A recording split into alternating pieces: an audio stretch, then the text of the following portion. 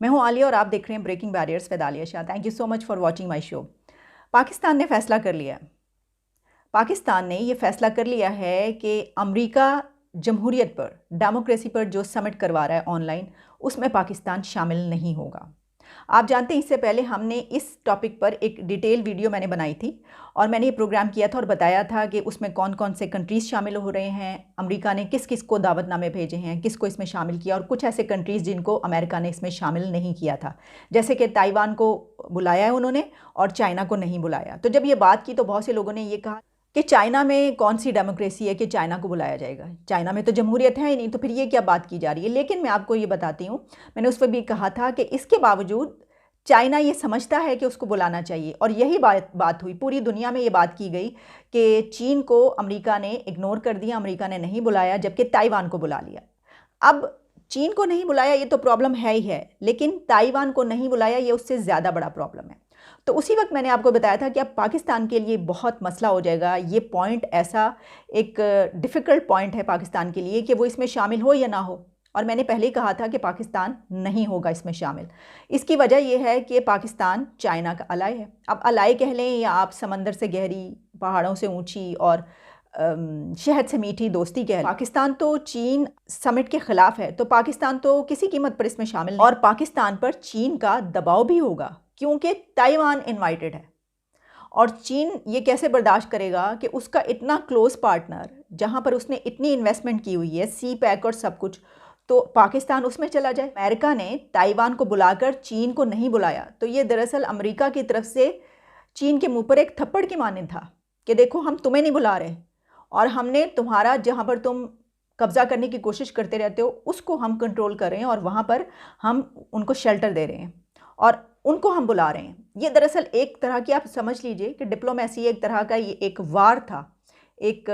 बड़ा कारी वार था उसके ऊपर, और इसका बड़ा बुरा मनाया चीन ने, और बार बार ये बात की कि ये क्यों बुलाया, यहाँ तक कहा गया। उस पर जो स्टेटमेंट आई थी चीन की तरफ से वो भी मैंने आपको उस वक्त बता दी थी। तो बहरहाल अब वही बात कि जो ये कही गई थी कि पाकिस्तान के लिए एक मसला पड़ गया, तो वह मसला हल हो गया, क्योंकि पाकिस्तान के दफ्तर ख़ारजा यानी कि फ़ॉरेन मिनिस्ट्री की तरफ से कहा गया है कि एक तो वो उसमें शामिल नहीं हो रहे, और इसके साथ साथ कुछ और बातें भी की गई हैं, और वो ये हैं कि हमारे यहाँ जमहूरियत का कोई मसला नहीं है, और हम अमेरिका के साथ हम शराकतदार हैं, हम इसी तरीके से हमारी शराकतदारी चलती रहेगी, हम उसके साथ बड़े अच्छे ताल्लुकात रहेंगे। कोई ऐसी बात नहीं, अगर हम नहीं जा रहे तो कोई ये वजह नहीं है कि हमारे उसके साथ ताल्लुकात ख़त्म हो जाएंगे। साथ में ये भी कहा गया कि पाकिस्तान में डेमोक्रेटिक वैल्यूज़ तो बड़ी फ्लरिश कर रही हैं,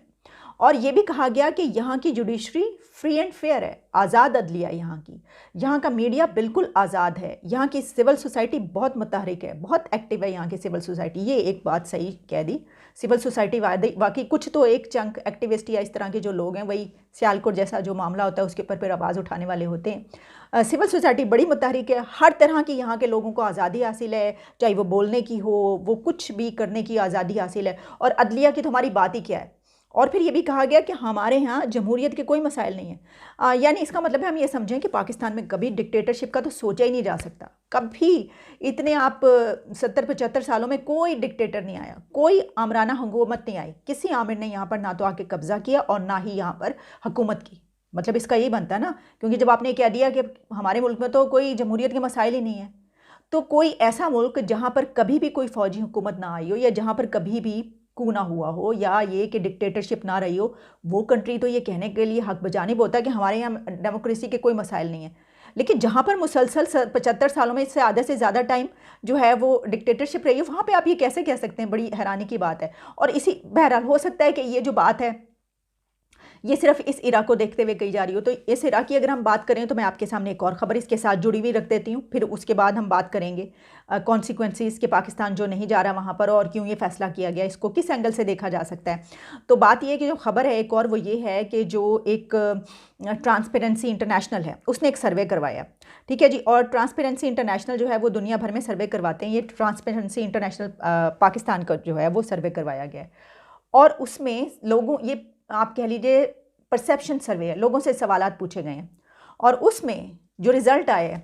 सबसे ज़्यादा करप्ट तरीन दो इदारे जो पाकिस्तान के गए हैं, वो पहले नंबर पर पुलिस और दूसरे नंबर पर जुडिशरी कहा गया। हम नहीं कह रहे, ये जो सर्वे के रिज़ल्ट है मैं आपको वो बता रही हूँ। ये सर्वे ने ये बताया है, ये काफ़ी डिटेल में सब कुछ आया और बहुत सारी चीज़ें, लेकिन अभी क्योंकि हम सिर्फ ये बात कर रहे हैं जमहूरियत की कि वो समिट है, तो उससे रिलेटेड मैं बात कर रही हूँ कि ये जो बात कही गई है साथ में दफ्तर खारजा की तरफ से कि यहाँ पे तो कोई मसाइल ही नहीं है। तो साथ ही एक सर्वे भी हुआ है, वो ये कह रहा है कि लोग ये कह रहे हैं कि जब उनसे पूछा गया पाकिस्तान के करप्ट तरीन जो हैं वो आप किसको समझते हैं, तो उन्होंने कहा कि पहले नंबर पर पुलिस और दूसरे नंबर पर अदलिया जो है वो बहुत करप्ट है। फिर मैं ये कह रही हूँ कि ये सर्वे के नताइज मैं आपको बता रही हूँ। तो ये है सूरत हाल, ये है सिचुएशन, लेकिन ये कहा गया कि नहीं बिल्कुल ऐसा कोई मसला नहीं। अच्छा, अब ज़रा हम आते हैं इस तरफ कि देखिए, एक तो ये कि पाकिस्तान एक खुद मुख्तार मुल्क है और ये फैसला कर सकता है। हो सकता है और भी बहुत से कंट्रीज़ ने, कुछ ऐसे कंट्रीज़ हों जिन्होंने कहा हम नहीं जा रहे, लेकिन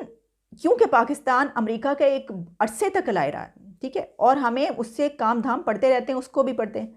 तो एक जो दो टोक रवैया है जो कि कई साल से ऐसा हो रहा है कि हम हर चीज़ पे एक डिप्लोमेटिकली चलने के बजाय, डिप्लोमेसी अपनाने के बजाय हम कहते हैं एब्सोल्युटली नॉट, उसका हमें क्या कुछ भुगतना पड़ता है। हम ऐसे बहुत सारी स्टेटमेंट दे देते हैं जिसके बाद हमें जो है वो बाहर के मुल्कों से ऐसे ऐसे प्रेशर आते हैं और उसमें आवाम पिसती है,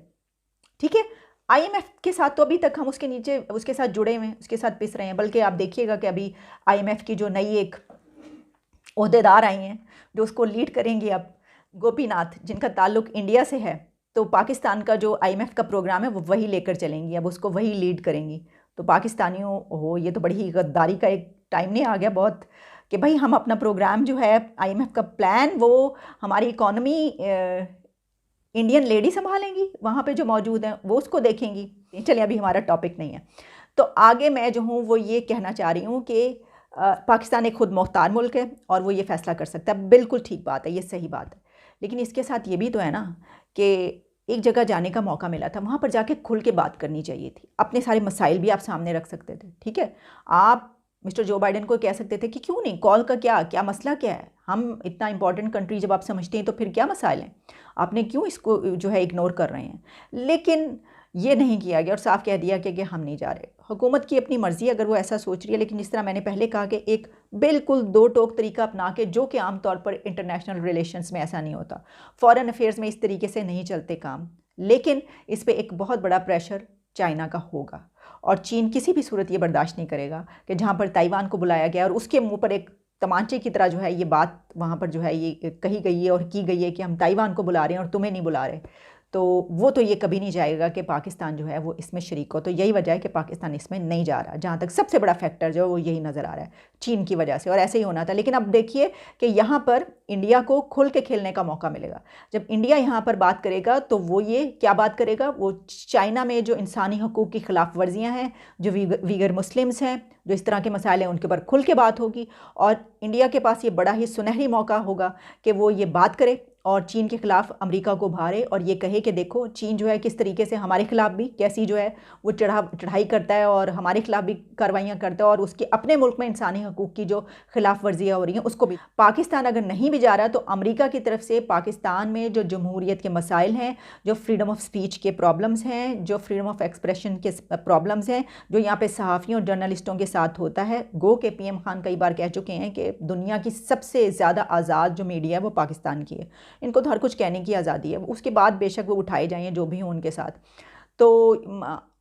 वहाँ से अमेरिका से जो है ये सब बातें की जाएंगी, क्योंकि अमेरिका की तरफ से ये कहा गया है कि ठीक है, अगर कोई शरीक नहीं होना चाहता ना हो, आप आएँ या ना आएँ, ऐसे तमाम कंट्रीज़ जहाँ पर इस तरह की प्रॉब्लम्स हैं हम उन पे आवाज़ उठाते रहेंगे और उन पे प्रेशर डालते रहेंगे। ये अमेरिका ने पहले ही कह दिया है। ये कि अगर वहाँ पर हम जाते, यानी ये कि इस समिट में अगर हम हिस्सा लेते तो जब बातचीत होती तो वहाँ पर बहुत सी जो है ऐसी कड़वी कसीली बातें हमें सुननी पड़ती। और ज़ाहिर है अमेरिका ने तो कहना था कि ये आपके जो सिलसिले चल रहे हैं मुल्क के अंदर, सहाफ़ियों के साथ जो कुछ हो रहा है, freedom of speech, freedom of expression के ऊपर जो सर्वे आ रहे हैं, पूरी दुनिया की जो ऑर्गेनाइजेशंस हैं वो आपको बार बार कह रही हैं ये क्यों होता है इस तरीके से। फिर और इस वक्त जो गवादर में जो कुछ चल रहा है, फिर इसके अलावा जो और मामलात हैं पाकिस्तान के, इन सब पर बात वहाँ पर होनी थी अगर पाकिस्तान जाता। लेकिन मेरे ख्याल है अगर नहीं भी जा रहा तो तब भी वहाँ पर ऐसे तमाम कंट्रीज़ के मुतालिक बात होगी। लेकिन ये बात पहले ही तय थी कि चीन के साथ अमेरिका ने जो रवैया अपनाया है उसके बाद पाकिस्तान का इसमें शरीक होना बहुत मुश्किल था और यही हुआ कि पाकिस्तान इसमें नहीं जा रहा। तो देखते हैं इस समिट में क्या होता है। क्या बातचीत होती है, कंट्रीज़ कौन सा एजेंडा लेकर आगे चलते हैं, इंडिया जो है वो क्या चीज़ आगे लेकर चलता है और वहाँ पर क्या बात करता है। और जहाँ तक मैंने ये कहा कि भारत अगर चीन के हवाले से बात करेगा तो ये भी एक याद रखिएगा कि भारत हो सकता है कि पाकिस्तान के हवाले से भी बात करें। पाकिस्तान की जमहूरियत या पाकिस्तान से जो एक बात की जाती है उनकी तरफ से कि दहशतगर्दी जो है वो होती है, और इसके अलावा भी जो सियालकोट का मामला हुआ है, ये बात तो मैं कह सकती हूँ कि वहाँ पर हो सकता है कि सियालकोट का मामला जो हुआ इशू वो वहाँ पर डिस्कस हो और उसके ऊपर जो है बात की जाए और कंडेम किया जाए कि पाकिस्तान में ये क्या हुआ है और इंसानी हकूक़ का जो है वो वहाँ पर क्या हाल है। और अभी मैं यही सोच रही थी कि जो दफ्तर ख़ारजा की तरफ से ये कहा गया कि यहाँ पर इंसानी हकूक़ जो हैं वो पूरे तरीके से मिल रहे हैं, कोई मसले मसाइल नहीं है, तो इंतहाई शर्म की बात है ये कि अभी सियालकोट का वाक़या ये हुआ है और अभी हम फ़ौरी तौर पर जो है मुँह फाड़ के ये कह रहे हैं कि यहाँ पे कोई मसाइल नहीं, यहाँ पर बहुत बड़े मसाइल हैं। और बहुत सारे लोग ऐसे भी होते हैं कि कहते हैं कि नहीं, ज़्यादा जज्बाती होने की, इमोशनल होने की ज़रूरत नहीं, बस हो गया। तो मैं ये समझती हूँ कि ऐसा वाक़या जो एक ऐसा इंसानियत सोज़ वाक़या है कि आप उसकी एक वीडियो भी देख लेना अगर, तो आप कुछ कहने को नहीं रहता फिर। तो उसके ऊपर ना बोलें, जितना भी बोलें वो कम है। तो बहरहाल वो उस टॉपिक पे तो हमने बहुत ज़्यादा किए हैं प्रोग्राम। सिर्फ कहने का मतलब ये है कि वहाँ पर हो सकता है कि ये इशू उठाया जाए और इस पे बात की जाए। अगर इंसानी हुकूक की कोई इस तरह की बात हुई तो पाकिस्तान का नाम इस हवाले से आए। लेकिन बहरहाल क्योंकि वो जमहूरियत पर है, लेकिन जमहूरी कदरों में बहुत कुछ शामिल होता है ना। तो चलें, देखेंगे जो भी होगा आपके सामने, उसके बाद फिर एक और प्रोग्राम कर लेंगे, उसके ऊपर जो कुछ हुआ उस पर बात करेंगे। अभी इजाज़त दीजिए, दोबारा मुलाकात होगी। Thank you so much for watching my show. Take care, good bye.